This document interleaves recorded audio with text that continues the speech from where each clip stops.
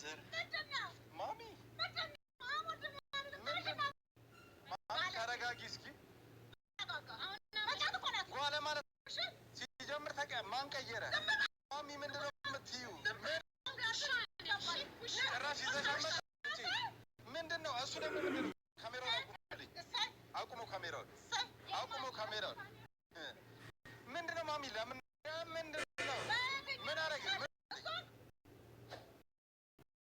እድሜ ለኢክራም ዛሬ ወደ ሚዲያ መጣችክ። ቶሎ ብለህ ዩቱብ ከፍተክ እሷን ለማጨርጨር ሚዲያ ላይ ለቀካት። ጥሩ ሴት እንኳን እዛ በመጣክ። አሰላም አለይኩም ወራህመቱላሂ ወበረካቱ። እንደውም የሌላ እምነት ተከታይ ሰላም፣ እንዴት ናቸው? ዛሬ ደግሞ በአዲስ ቪዲዮ መጥቼላችኋለሁ። ልጄ ጨዋ ነው፣ ልጄ እንደዚህ አይነት ነገር አያረግም፣ ልጄ ስታዲዮም ኳስ እያየ ነው፣ አንቺ ውሸታም ነሽ፣ የልጄን ስም አታጥፊ ብላ ነበረች ትላንትና። እንግዲህ አይኗን በአይኗ አየችው። ዛሬ ጉዷን ተንጨረጨረች። ግን በዚህን አይነት መሰገጥ ቢኖርብህ እንኳን በትንሹ አሰግጥ። እቺ ምስኪን በፈረሸችበት ለመውለድ በሄደችበት አንተ ሌላ ሴት አመተክ በቤቷ አንሶላ ስትጋራ ትንሽ አይከብድህም? አይሰቀጥጥህም? እኔ በጣም ጥሩ ሰው መስለኸኝ ነበረ። እንደዛ ነፍሰ ጡር ስለሆነች ነው፣ ለዛ ነው የምትነጫነጨው፣ እየሰደበችኝ የምታገሰው እኮ እርግዝናው ነው ምናምን ስትል እውነት መስሎኝ ነበር። አንተ ለካ የራስክን ነገር እያመቻቸክ ነው። አንተ ምንድነው ብልጠትክ? ኢክራምን የቀረብከው ወደ ሚዲያው ላይ በደንብ አርገክ እንድትታወቅ፣ ሚዲያው ላይ እንድትቀርብ፣ በሷ መንገድ ሚዲያ ላይ ለመግባት ፈልገ ነው እንጂ እውነትም እሷን ወደሃት አይደለም የቀረብካት ማለት ነው። እንዴት ነው በአንድ አመቱ ሰው አግብቶ ልጅ ወልዶ እንዴት ነው ሌላ ሴት በሷ ላይ ደረበ የምታመጣው? እውነት ትክክለኛ ትዳር ፈላጊ የምትወዳት ቢሆን ማለት ነው። አንተ እሷን የቀረብካት ወደ ሚዲያ ለምትመጣበት መንገድ ነው። አሁን ወደ ሚዲያው ስትመጣ ሚዲያው ላይ ታዋቂ ስትሆን ከዛ በኋላ በምን አለብሽ እሷ ባስተካከለችው ቤት ትዳሬ ቤቴ ባለችው እቃ ባሟላችው ቤት አንተ ሌላ ሴት ዘመጣክ። በተሰፈሩት ቁና ይሰፈራሉ። በሴት ላይ መጫወት ድሮ ነው የቀረው። እንዳንተ አይነት ሰው አይደለም ደግሞ ሴት ላይ የሚጫወተው ማለት በጣም ነው የምታሳፍረው። ሴት እህት ባይኖርክ እናትህ ሴት ናት። እችኛዋን ካልወደድካትና ካልፈለካት በሰላም አትለያይም? ማን ለመነክ? በሰላም ተለያይቶ እኮ እህትና ወንድም መሆን ይቻላል እኮ። ይብስ የሴት ልጅ ልብ ስስ ነው በጣም፣ በተለይ በባሏ ላይ ሌላ ወንድ ሌላ ሴት እዘውባት ደርቦባት በጣም ነው የሚያመው ማለት ነው። በጣም ነው የሚያመው፣ ወላሂ በጣም ነው የሚያመው። እስቲ በራሳችሁ ቦታ ሆናችሁ አስቡት። ወላሂ እኔ ሩታ በጣም ነው የምታሳዝነኝ እውነቱን ለመናገር። እኔ እነሱም ብዙም የማሽቃብጥላቸው ብዙም የምከታተላቸው አለም። ግን አሁን ላይ በጣም ስታስቡት ሴት ይዞባት ሴት እንደዛ በጣም ነው የሚያመው ለሴት ልጅ።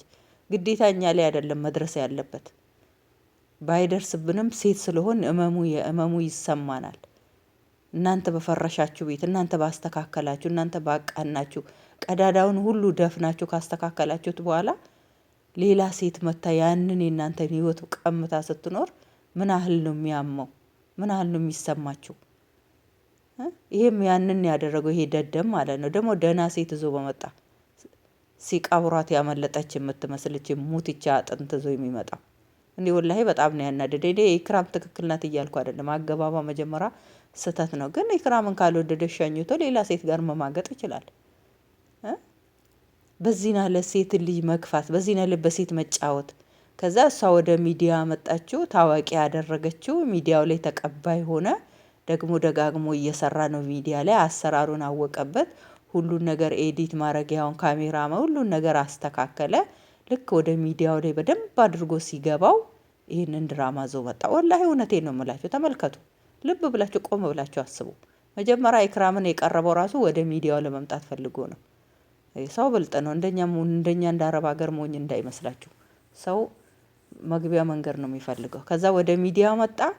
ሚዲያው ላይ ታዋቂ ሲሆን ትኩረት ሲፈጥር አስቡት፣ ወዲያው ዩቱብ ከፈተ። ወዲያው ነው እሷን ይዞ በአንድ ደቂቃ ከምናምን ነው የመጣው። ከዛ ወዲያው 6000 ገባ። ወዲያው ሞኔታይዝ አደረገው። በቃ አሁን ሚዲያ ላይ እየተጃጃለ ይመጣል። የመዳም ቅመሞች ያዩታል። በቃ አሁን ዛሬ እኮ ስድብም ገንዘብ ስድብ እኮ ገንዘብ ማስገቢያ ነው። ያ ጀማ አሁን ላይ ሰው የሆነ መጥፎ ነገር ሰርቶ መጥፎ ነገር ማግኘት ነው የሚፈልገው። ከአላህ ጋር ያለውን ሂሳብ ሁሉም ሰው ትቶታል። ሰው የሚፈልገው መጥፎ ነገር በቃ ስህተት የሆነ ነገር ሰርቶ ህዝቡ ጋር ተቀባይነት አግኝቶ በስድብ መልኩ መፈመስ ነው የሚፈልገው። ያ ሰው ኮሜንት ይጻፍላችሁ የስድብ እናንተን ለመስደብ ቪዲዮአችሁን ጨርሶ ያየዋል። ለምን ቪዲዮአችሁን ጨርሶ ካላየው እናንተን መስደብ አይችልም። ምንን ታርጌት አድርጎ ነው የሚሰድባቸው? የእናንተ ቪዲዮ ግዴታ አነፍንፎ ሰብስክራይብ አድርጎ ቪዲዮን ጨርሶ ያያል። ከዛ በኋላ የእናንተ ቪዲዮ ቆርጦ ይኸው እንደዚሁ እንደኔ ገብቶ ይሞልጫል ማለት ነው። ከዛ በኋላ እኛ የዛን ሰውዬ ወንጀል ሰብስበን ወደ ራሳችን ምንም በማያገባን ነገር ያ ሰውዬ ደግሞ እየፈመሰ ነው። አያችሁ፣ አንዱ በብርሃን ሲሄድ እንደኛ አይነቱ በጨለማ ይጓዛል ማለት ነው። በቃ ይሄ ነው ያው የሶሻል ሚዲያ ስራ። እነሱን መብራት ውስጥ በመብራት እንዲሄዱ ታደርጋላችሁ፣ እኛ ደግሞ በጨለማ እንድንሄድ እናደርጋለን። ይሄ ሁሉ ምክንያት ምንድነው? ነሚማ ሾካክነት፣ በማያገባን ገብተን የምንሻከፈው የምናሽቃብጠው ሳይበላን የምናከው።